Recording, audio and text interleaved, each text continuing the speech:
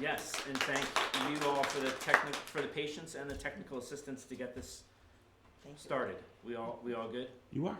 Okay, excellent. So thanks for coming out on a nice Saturday morning.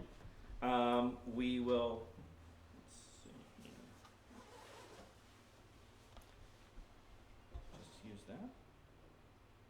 Sorry, there we go. Okay. So I am going to give a quick overview about the service forestry program within DCR.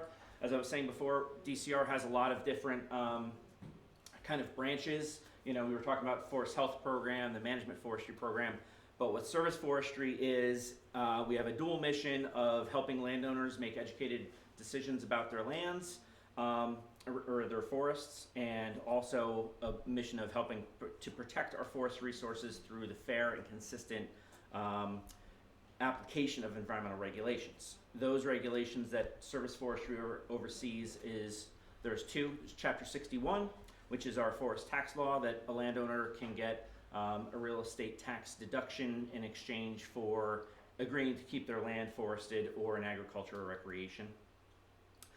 The other is Chapter 132, which is our Forest Cutting Practices Act. So service foresters oversee that end of things, timber harvesting on all lands across the state, making sure they're following the BMPs to protect soil and water quality. If there's any natural heritage or endangered species issues, we follow up on those regulations as well.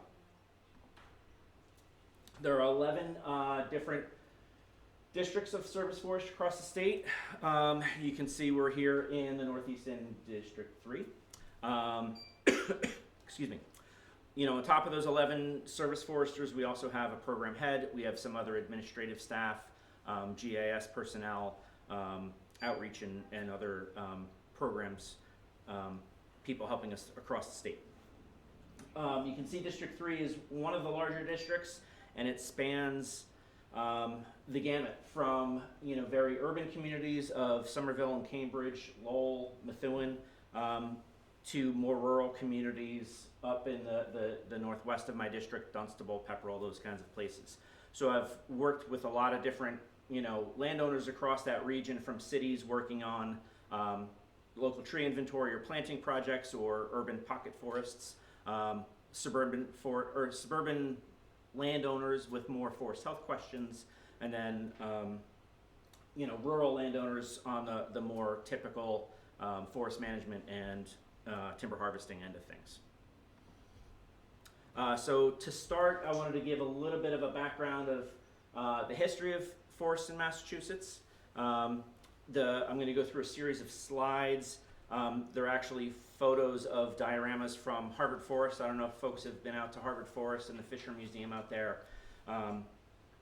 If you have, you've seen these and they'll all look very familiar, but they tell the story of kind of how forests have changed over the past couple hundred years, and told the story of where we're coming from, where we are now, and then I'll get into a little bit of maybe where we're going to go. So these dioramas start with roughly the year 1700, kind of the pre-settlement forest, you know, of what we think the forests look like on a large scale across New England. When Native Americans were essentially the main impact on the landscape, aside from the normal natural processes. Oops, sorry. There we are. These forests were always changing through those natural processes, you know, because of things like hurricanes, wind events, ice storms, lightning, fires, plant diseases, and flooding. The forests varied greatly throughout the region. Some areas would have been unaffected from these events, where others were much more affected. So there was a kind of a mosaic of different age classes, forest types, things like that. But in general, the trees were much older than we're seeing out there today. You can see this diorama does a good job in showing some of that diversity, where on the left side, you know, there was a little bit more of an open patch. Maybe there was a blowdown or a single tree mortality, with some younger trees coming in that space, and then probably the pioneer species, birches and aspen and maybe some cherry. And then, kind of the more mature forest, multi-layered.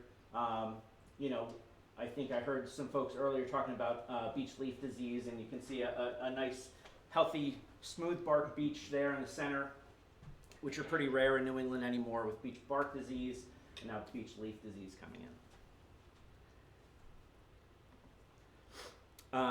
Again, an important thing to remember with these forests is they were always changing. Forests are dynamic.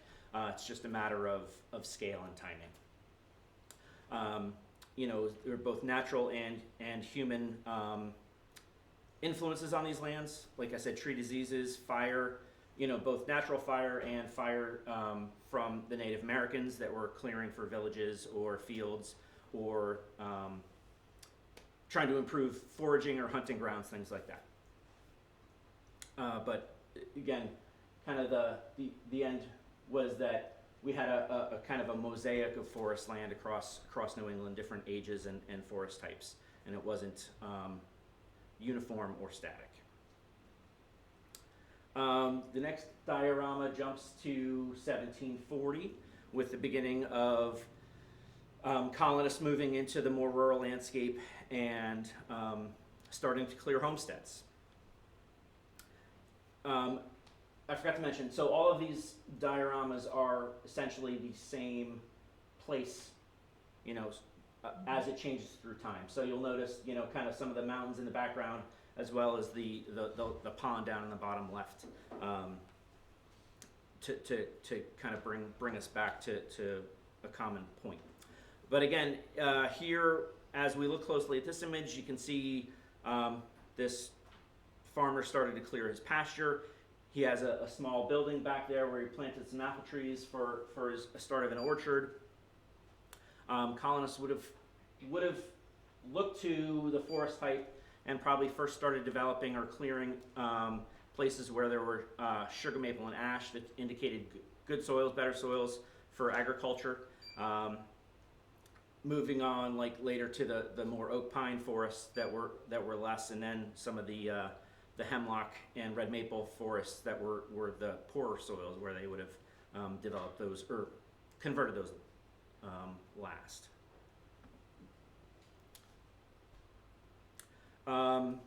So this is a general time period, and the settlement started to become more widespread through New England.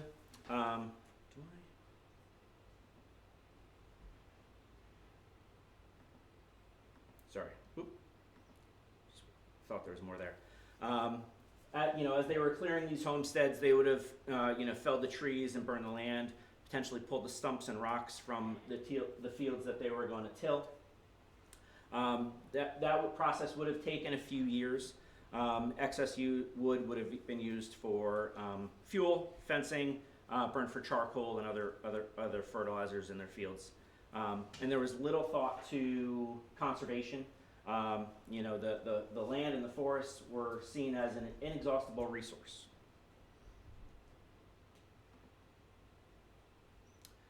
We get into 1830-ish, and probably the height of clearing for agriculture in New England, especially in southern and central New England. We can see in this picture, the network of stone walls. I don't know if you can see it very well, but you're all familiar with the stone wall network we have through our forests. But that would have been a remnant of this development or conversion of land to agriculture. Many of the farmers prospered during this period. This one is no exception. We can see, I don't know if you noticed in the previous slide, his house was a lot smaller, or their house was a lot smaller. They now have a barn across the road as well. Expanded their fields, expanded their apple orchard, and anyway, farmers were doing very well. Unfortunately, this is a time where most of the wildlife, was kind of lost from the region, mostly due to two things, overhunting and as seen here is the habitat loss. So we lost wolves and cougars, beaver, deer and bear, things like that, due to those factors. The peak of clearing, in this region was kind of in that time frame of 1830 to 1880. This overlapped greatly with the Great Sheep Boom, which some of you may have heard about. Yeah, it was a huge impact on the region,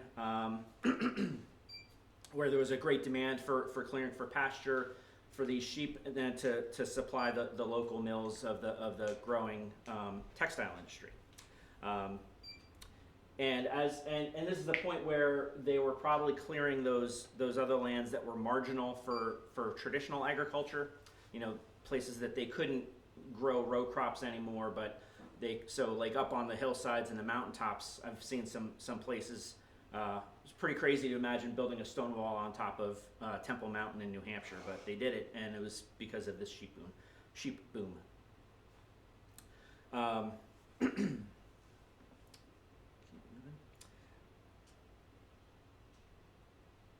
So a few years later, we start to see the beginning of farm abandonment. There were, much more productive lands for farming in the Midwest, more productive soils, much less stone to deal with on an annual basis. So farmers started moving out there. Another big impact there was after the Civil War, where soldiers were granted land in the Midwest in return for their service in the Union Army. We can see in this image some of the white pines starting to fill back into the field, these fields that were abandoned. White pine was an early colonizer of these abandoned fields due to their light seed and able to spread across the landscape much easier, as opposed to the oaks and hickories and beech that had heavier nuts that needed to be dispersed either by gravity or animals and things like that. So these abandoned fields were perfect conditions for that white pine to really take off. The other thing was that as these abandoned fields grew into almost pure white pine stands with no overstory, it was also a perfect habitat for the white pine weevil, which killed the main leader of a lot of these white pines. And so a lot of times you can still see these multi-stemmed white pine trees out in our forest today, and that's due to the damage from that white pine weevil in these more open growing conditions.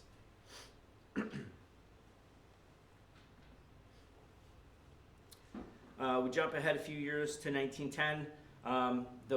These almost pure stands of white pine start to mature. There's some new pressures on our timber industry or our forest industry. So some of these stands start to be harvested. You can see in the lower left these scoots of logs that were hauled out of the woods or not out of the woods, but they mostly would have been brought to a portable steam-driven sawmill in the woods. So these scoots dragged out by oxen or horses to these mills where they're sawed up, and then the lumber was brought to market, as opposed to today where we bring the logs to the static mills, sometimes far away, to be processed. And essentially clear cutting here, again taking out all that pure overstory white pine, really nothing left underneath except for an occasional hardwood sapling that was growing up underneath that pine stand. This pine was not very. It didn't compare to the old growth white pine that had been originally cleared off these landscapes. Farther north, the British claimed all of the large white pine for the mast for their ships. There's the old King's Arrow that the story of them walking around and claiming those trees for the king. And I believe there was a white pine revolution somewhere in New Hampshire initially. I got to look more into that. But anyway, so this pine, it was faster grown, so it was lighter, had more knots, smaller diameter, so it wasn't as high quality. With that pine overstory becoming mature, the hardwoods became established underneath, and as those pines were removed, those hardwoods took off, or if they were also cut, the hardwoods could resprout from those stumps. So these kind of pure hardwoods or pure pine stands became more of a mix of hardwoods taking over from that. Maple, oak, birch, chestnut became dominant from seeds brought in from birds and things like that, as well as the stump sprouts. We jump not too far forward, 1915, it's 5 years in the time frame of these dioramas, where essentially that whole pine overstory had been removed, leaving us nothing but kind of a thicket of hardwood saplings. Again, came up from a lot of stump sprouts and things like that. And we start to see the return of some wildlife. We see deer in this diorama. These forests with a lot of low vegetation was perfect habitat for deer, a lot of sprouts to nibble on, as well as herbaceous plants in the understory, because there was a lot of sunlight on the ground. We can also see the remnants of the old homestead there with the chimney still standing, and we can see evidence a lot across our landscape with old stone cellar holes and things like that.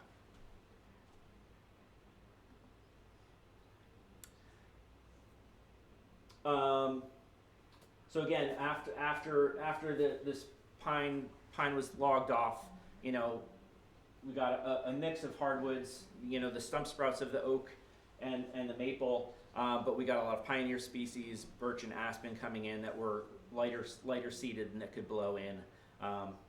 The wildlife returning, and the thick hardwood understory from the stump sprouts. So another 15 years, you can see, those we have a very dense sapling stand of mixed hardwoods growing where this farmstead used to be. We can't see the homestead and the fireplace anymore. So starting to fill in the landscape. We can see a artist in the lower left corner there painting the landscape as well.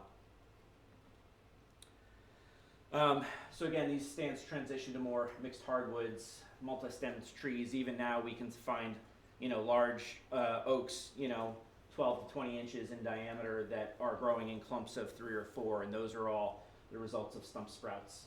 And if you, kind of imagine a circle going through the center of those 3 or 4 trees, that would have been the diameter of the tree that had been cut in the past. Red oaks become dominant in many places. We bring some other challenges into our forests in terms of, introducing diseases that begin to wipe out American chestnut, American elm, and things like that. But this is also a time of kind of advancement in forestry. We'd been lagging behind Europe for a long time and starting to catch up. Started to create our own forestry schools in the United States. The rise of scientific forest management started creating some experimental forests around the country, including here in New England. Oops. I'll get there, sorry. Bartlett Experimental Forest in New Hampshire started in this area in 1938. Penobscot in Maine in 1950, as well as Hubbard Brook in New Hampshire in 1955. Also, another big impact on our landscape right after this time period was the hurricane of 1938, which I'm sure many people are familiar with, but that has left a lasting impact on our landscape. These dioramas were created in 1930s, so there's like a 90-year period from when these dioramas end to where we are today. But those are a few of the factors that were impacted the forest after this massive farm abandonment and unscientific management of those forests in the early 1900s into where we are more today. And again, I mentioned the hurricane of '38, and then also, another thing I'll be addressing. So there was also World War II and a huge housing boom after World War II. And that led to a more of a permanent conversion of these forest lands to development, as opposed to the agricultural use in the 17 and 1800s, and when those farms were abandoned, it reverted to forest. We're not seeing it now with this more recent conversion from forest land to development. So so that brings us up, I think, hopefully to the present.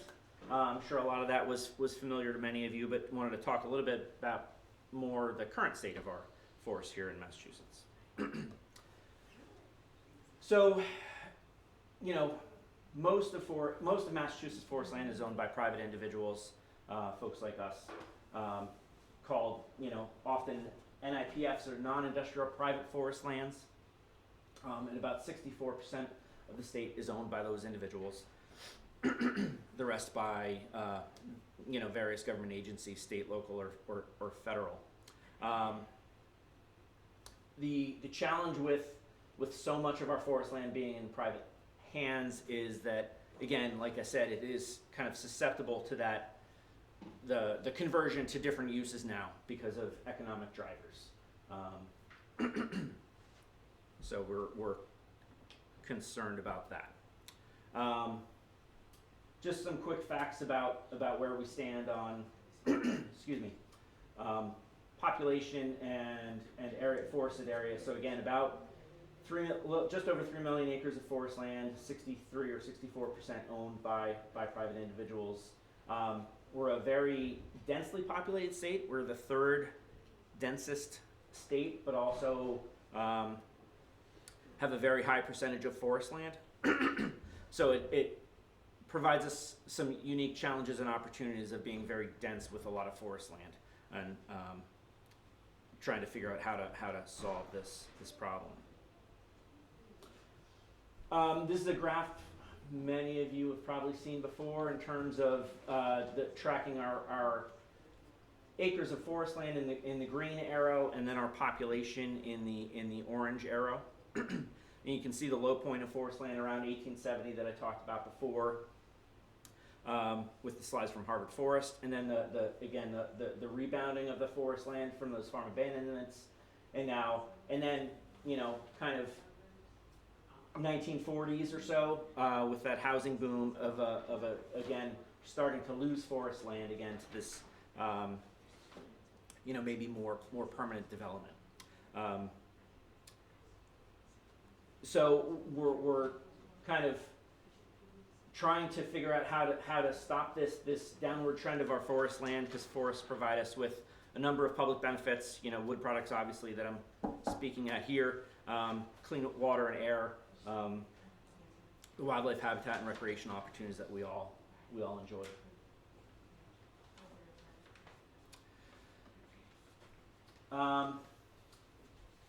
So this again just gets to the development and how much forest land we're losing per day to other uses. A lot of times it's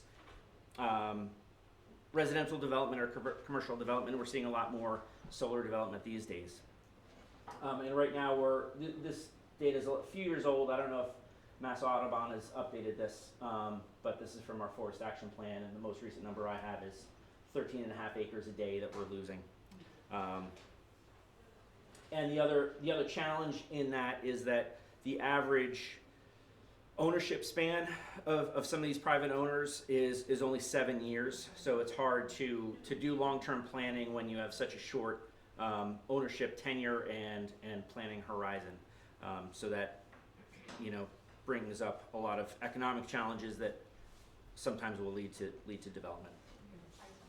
It's just a image of kind of the land cover across Massachusetts, again from our forest action plan. Again, we see a lot of the most developed areas in the eastern part of the state, and heavy forest cover through the central and western parts.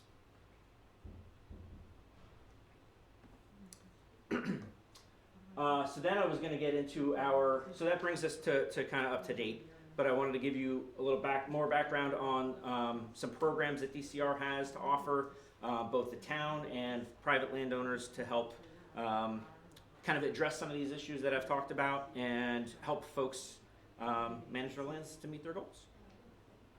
So we have our forest stewardship program,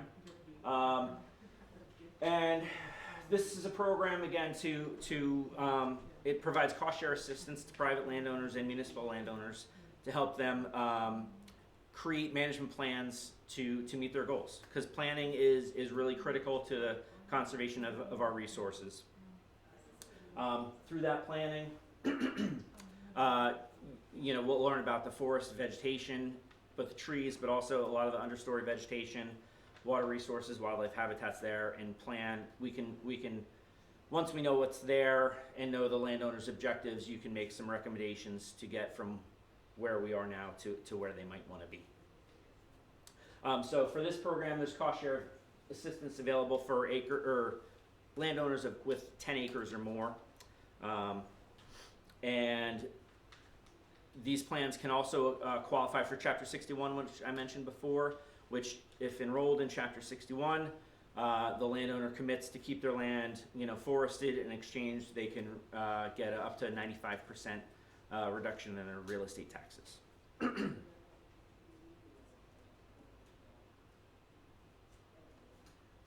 We have a couple of kind of add-on pieces to our forest stewardship plans. The first of which is Foresters for the Birds. This was a cooperative program with Mass Audubon a number of years ago, where it puts an emphasis on bird habitat. We worked with Mass Audubon. They identified, I think, 17 species of declining birds in Massachusetts due to habitat here, but also a lot of times habitat in their winter breeding or winter grounds, a lot of times in southern U.S. or Central or South America. So there's additional funding available for this because there's additional data that's required to create these plans. And again, targeting some of these declining bird species, a number of warblers, wood thrush, eastern towhee, white-throated sparrow are a few of those. What's that top bird? It looks like a funny colored bluebird to me. Yeah, it almost looks like a European bluebird. It's a good question. I don't know. I think it's a warbler, probably. I'll confess I stole this slide from somebody else, so I But don't. it makes sense that the bluebird would be in the forest thing because they're more open fields. So That's the thrasher, I think. no, looks like a blue jay. That's a mockingbird. Oh, mockingbird. Like I said, I'm going to confess I stole this slide from somebody else, but it's a good point, and I'm going to update these birds to to the birds that this program is focused on, because owls are not in there, and maybe some of these others aren't either. Carol Thank you. Becker was online. She could probably. She is Yeah, on. I said I saw she was online. Feel free to chime in the chat if you guys. Another add-on program is a little more recent program, climate forestry.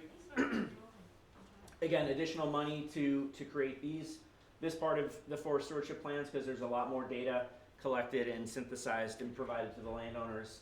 DCR partnered with, again, Mass Audubon, New England Forestry Foundation, Mass Woodlands Institute, Northern Institute of Applied Climate Science, which is a program of the U.S. Forest Service, to develop this planning,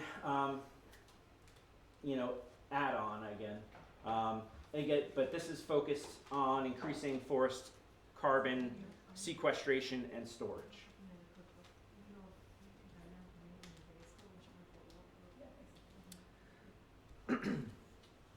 So this feels like a strange question to ask, but why create a forest climate plan? I'd say most of you probably understand the climate crisis that we're in, but again, these plans will focus on climate-specific vulnerabilities of the forests, identify challenges and potential actions to take to prepare your forest for these coming changes. but it's a more intentional action as opposed to passive, just letting things progress as they would, because they might not provide the same benefits that we're looking for down the road. So a lot of times these are just kind of tweaks to traditional historic scientific forest management, but a lot of times, like I said, they will often incorporate both active and passive approaches. These are, I know probably nobody can read any of these, but again, these are just pullouts from these climate plans with these color-coded graphs showing vulnerabilities of individual tree species on your properties, as well as different forest stands, and then the potential actions to take to address those. In general, when it comes to forest management from a climate perspective, there are three broad management approaches: resistance, resilience, and transition. And a lot of times we can incorporate those three different management techniques on the same property. An example of that for resistance would be trying to preserve a stand of historic trees. We were talking about beech before. I've worked with landowners who are trying to kind of preserve historic beech despite that the changes that are coming that are not going to be favorable for that. Another example would be hemlock woolly adelgid, so maybe treating a stand of hemlocks that are very valuable to you against hemlock woolly adelgid and elongate hemlock scale as well. Resilience could be increasing species and age class diversity so that you've got advanced regeneration available or already established on your forest in case there's a disturbance down the road, so that those trees are already there and can fill that void. And then lastly, transition, which is more kind of making your forest, kind of moving it forward intentionally. And a lot of times that could be planting kind of future climate adapted tree species on your properties. Maybe moving a northern hardwood stand to more of an oak hickory stand that are more predicted to do better under future climatic conditions. So might be some planting of those species. We also have this brand new pilot project called the Forest Pathways Program. So, which essentially extends this forest stewardship planning and the bird plans and the climate plans down to landowners of 5 acres or more. So before it was only landowners of 10 acres or more. But we did a little GIS analysis and figured across the whole state, but decided to pilot this program in the 3 eastern districts of our Service Forester program. And that revealed over 27,000 parcels of land, totaling 178,000 acres of forest. And just, I think we've been struggling with this a lot, how to reach some of these smaller landowners, and that this forest land isn't necessarily, worth giving up on. So trying to expand our outreach to them. So this program would provide $570 to those eligible landowners for that base plan, and then there's additional funding as well for the bird and climate plans portion of that as well.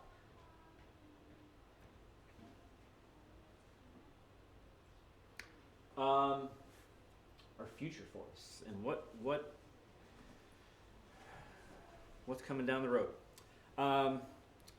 Again, some of you probably know a lot of this or experienced it, but we're, with climate change impacts, we're experiencing increased but also changing amounts of precipitation in terms of, getting more intense storms, more, periods of drought and flood. Just the past couple of summers here in Massachusetts, we've seen those wild swings from some growing seasons being very wet to others being very dry, all very quickly. And again, new and increasing pests and pathogens and beech leaf disease here in the bottom photo, which I don't know how much beech is in West Newbury, but folks may have been seeing that around as well. So, and that's just it's been amazing how quickly that has spread across the landscape just in the past couple of years. And you know, the top picture, again, more intense storms, just more of these downbursts. So preparing our forests for these impacts and then how they can rebound from them quicker. Forces that are getting in the way of our forests being more resilient. You know, we talked about the past land use and or abuse, maybe is a good term. The vast clearing of our forests and the management in the early 1900s that wasn't very thoughtful or scientific. It was just more of an extractive industry. Regeneration challenges, we're seeing a lot of issues. You know, invasive plants are a huge problem in that front, as well as overbrowsing of deer. And if we're not getting tree species regenerating underneath our forests, when those overstory trees do die or blow over, you know, there's not going to be anything to fill those, and then we're going to be left with kind of invasive shrublands as opposed to forest land. The temperature regime is changing, so there's you know, heat stress on trees, lack of cold winters to help control some of these invasive pests such as hemlock woolly algid and southern pine beetle, which is starting to creep up into Massachusetts. I don't know if folks have been following that. There's been a lot of activity on the Cape and Islands about southern pine beetle. And then again, fragmentation and development, you know, compounds things in terms of one, losing forest land itself, but then also the edge effect of increasing disturbance and vectors for invasive plants that often come from our landscaping.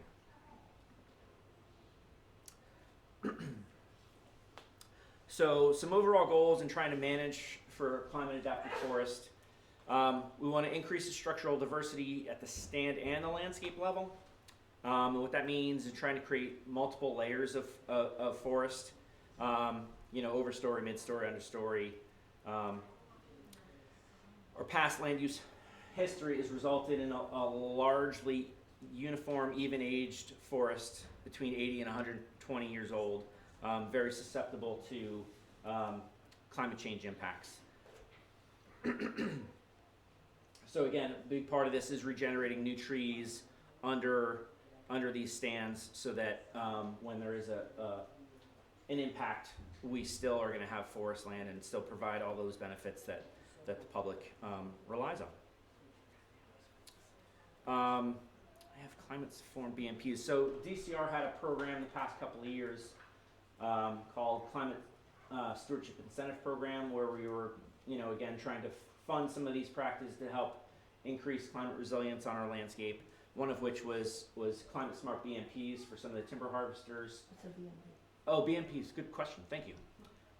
Best management practices. So a lot of, well, most states I'd say will have those in terms of, they're mainly looking at protecting soil quality and water quality. So actions to take to keep soil in place, prevent erosion, prevent that soil from moving into streams and water bodies.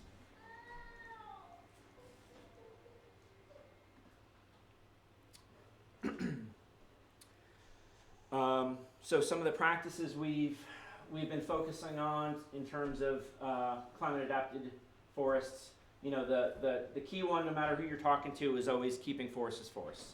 So you know, that's the first step. So reducing those conversions to those other uses. Growing new forests and trees. So again, starting that new regeneration underneath an overstory, potentially, you know, maybe through natural regeneration. It could be planting trees as well in across the landscape, from urban to rural, and some of that could be climate adapted species, new species.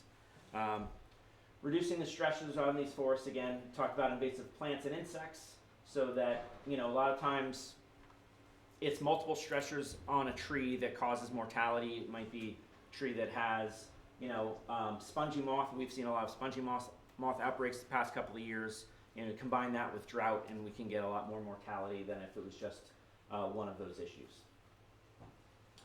Starting to look at increasing more passive management. The state is working on expanding their reserve program and looking at where we can designate more reserves on state lands, working with private landowners and municipal landowners to designate some reserves on those lands as well. Again, multiple reasons to have reserves on our landscape. Part of that is the movement of species. So there's some connectivity and islands for species, both plants and animals and birds, to migrate with these changing conditions. And active management practices, again, creating some gaps in these kind of relatively uniform stands to get some natural regeneration started before climate change really impacts us. And I think that's the end of my presentation, but happy to continue the discussion as long as folks want to.